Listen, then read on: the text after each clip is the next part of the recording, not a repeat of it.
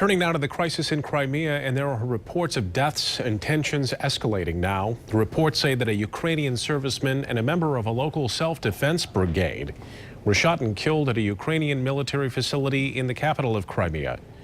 Today, Russian President Vladimir Putin signed an agreement to annex Crimea. Ukraine responded by authorizing use of force to defend troops. Tonight, 24-hour News 8 Steve Kelso is getting reaction from your lawmakers to the developing situation in Crimea, and Steve's in studio control. Good evening, Brian. Congressman Fred Upton and U.S. Representative Justin Amash were both in West Michigan today. Both took time to express their concerns about Russian President Vladimir Putin's motivations in the region. Well, let's face it, what he wants to do is really restore the luster of the Russia of old. And it's not been helpful in Syria.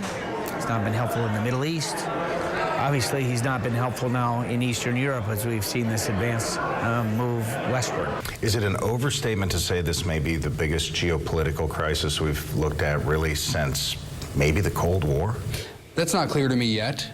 I'd like to see how things play out over time, but we have to be very careful again about how we get ourselves involved. There are some in Congress who have called for military involvement, whether it means providing military equipment to the Ukrainians or other types of support, and I think it's premature to do that.